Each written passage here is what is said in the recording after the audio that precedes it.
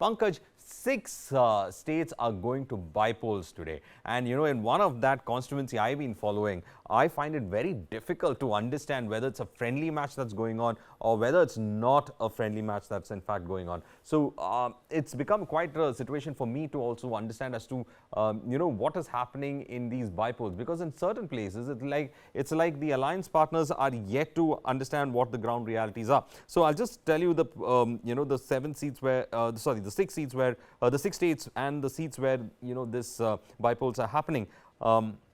The 7 assembly constituencies are Dumri in Jharkhand, Boxanagar in Dhanpur in Tripura, Ghosi in Uttar Pradesh, Bageshwar in Uttarakhand, Puthuppally in Kerala, and Dhupguri in West Bengal. So, Pankaj, just to in fact put a little perspective when it comes to Puthuppally, 2 India Bloc alliance partners are actually competing against each other. You have the CPIM and the Congress. Now, they are in alliance nationally, but at the state level, they're fighting each other, and it seems to be a prestigious issue for the CPM in the state because it tends to be kind of a referendum saying that, whether they still endorse Pinarayi or not. But again, the person who's standing over there is Chandi Uman, the son of Uman Chandi, who passed away recently, which necessitated the bypoll for Puthuppally. But again, 2 alliance partners fighting fiercely and then on the national stage sitting beside each other and saying that we are one.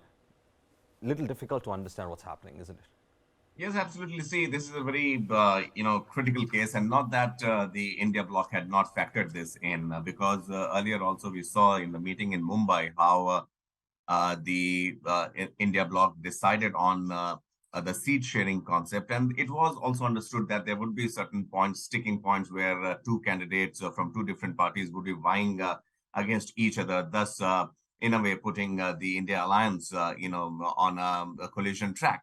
But having said that, the parties, as of now, till now, have agreed on the fact that, yes, as far as the seat division is concerned, they are okay with it, and they would be following the discussed mandate as far as possible.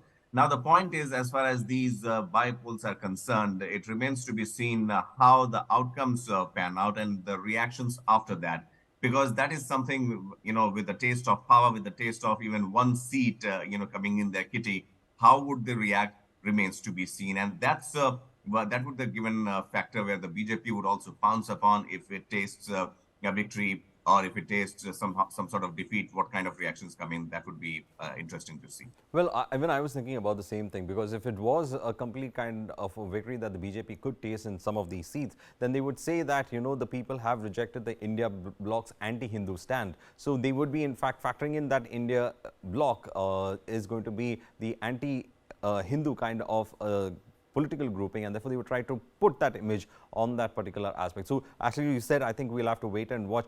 Nancy, you've seen the bypolls, you've seen, we were talking about how, the various aspects of the bypolls are there. Well, the controversy came just a day ahead of these bypolls. So whether it's going to have an impact or not, I think we'll have to wait and watch, isn't it?